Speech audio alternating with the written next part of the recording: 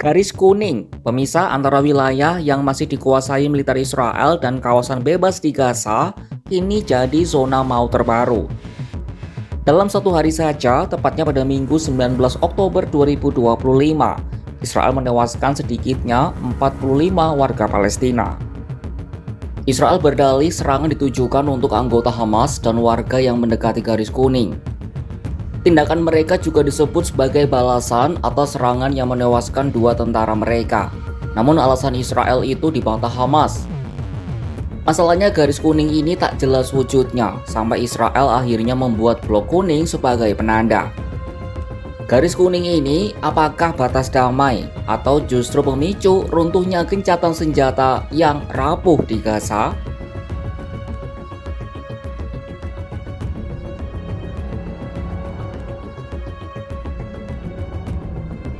Baru seminggu gencatan senjata dimulai, tentara Israel terus menembaki warga sipil di Gaza, terutama di wilayah Khan Younis. Wilayah ini memang berada di titik terdekat dengan garis kuning yang menjadi poin penting dalam kesepakatan gencatan senjata antara Israel dan Hamas. Garis kuning ini adalah zona yang digambarkan Presiden Amerika Serikat Donald Trump dalam peta baru Gaza yang dipaparkannya di depan pemimpin Arab dan negara Muslim pada akhir September lalu.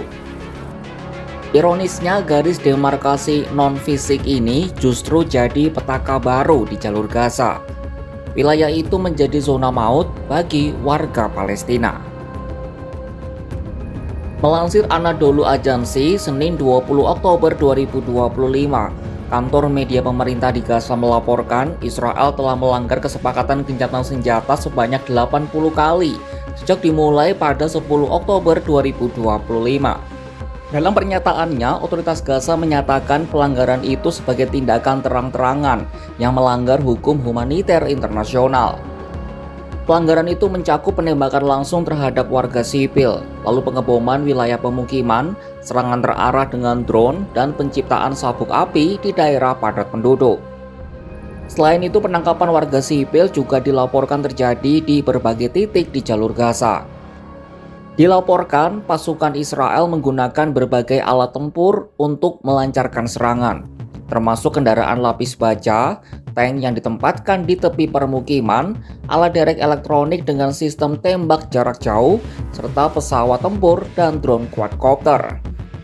Setidaknya ada 21 pelanggaran yang dilakukan Israel pada Minggu 19 Oktober 2025. Ketika mereka mengebom wilayah yang berada di sebelah barat garis kuning yang diklaim aman. Pihak otoritas Gaza pun menuntut Israel untuk bertanggung jawab penuh atas rangkaian pelanggaran tersebut. Mereka menyerukan kepada PBB serta pihak-pihak penjamin gencatan senjata untuk segera turun tangan menghentikan serangan. Sejak dimulainya gencatan senjata, sebanyak 97 warga Palestina tewas dan 230 lainnya terluka dalam serangan Israel di jalur Gaza. Kantor berita itu menyebut salah satu serangan udara Israel menewaskan 11 orang yang merupakan satu keluarga di jalur Gaza pada Jumat 17 Oktober 2025. PCHR atau Pusat Hak Asasi Manusia Palestina mengatakan keluarga itu sedang bergerak dari wilayah selatan jalur Gaza menuju kota Gaza menggunakan kendaraan dengan atap belakang terbuka. Kondisi itu jelas menunjukkan orang-orang di kendaraan merupakan warga sipil. Namun mereka tetap menjadi sasaran serangan Israel. Serangan terbesar terjadi pada Minggu 19 Oktober 2025. Rumah sakit setempat melaporkan setidaknya 45 warga Palestina tewas hanya dalam satu hari.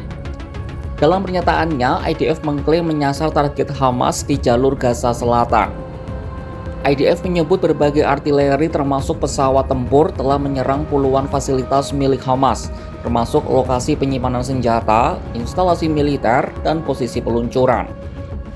Selain itu, jet tempur Israel juga menjatuhkan lebih dari 120 amunisi untuk mengebom terowongan bawah tanah sepanjang 6 km milik Hamas.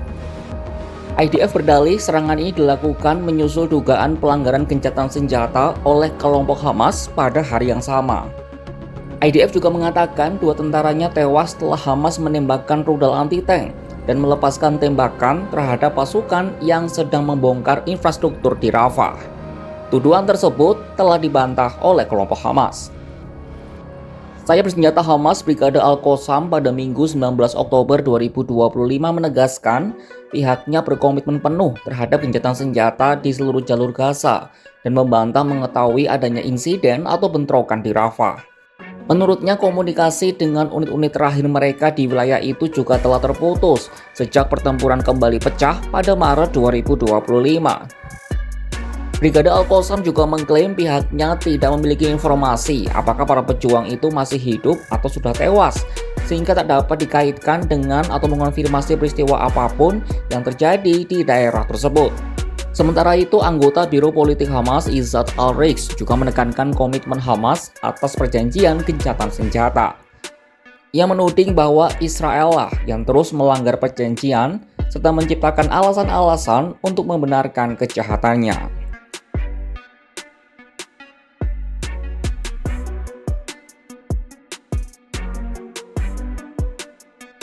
Israel akhirnya membangun patok untuk menandai garis imajiner yang terus membuat kebingungan. Menteri Pertahanan Israel Katz memerintahkan pembangunan penanda fisik untuk memperjelas letak garis batas bagi semua pihak. Penanda ini berupa blok beton bercat kuning serta rambu-rambu dari logam. Mengutip New York Post, akan ada rambu-rambu di garis kuning yang bertuliskan teroris Hamas dan warga Gaza. Setiap pelanggaran dan upaya melintasi garis akan dibalas dengan tembakan. Israel sendiri masih mempertahankan kendali atas lebih dari 50% wilayah di jalur Gaza.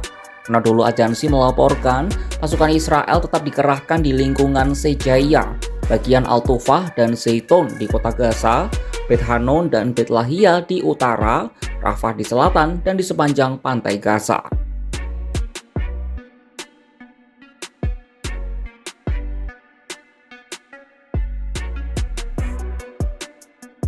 Amerika Serikat dan para mediator lain berusaha memastikan gencatan senjata dapat tetap bertahan dan tidak terganggu meski terjadi berbagai pelanggaran. Melansir BBC, utusan khusus Presiden Amerika Serikat Steve Witkoff dan menantu Trump Jared Kushner akan menuju Israel. Keduanya dijadwalkan bertemu dengan Perdana Menteri Israel Benjamin Netanyahu.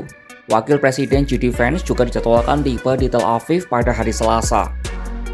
Witkoff dan Kushner sempat melakukan wawancara dengan CBS sebelum meninggalkan Amerika Serikat.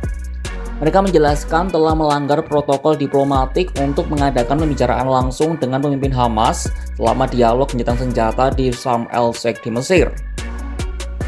Keduanya mengatakan hal ini dimaksudkan untuk memberikan jaminan bahwa pertempuran tidak akan berlanjut setelah sandera Israel dipulangkan.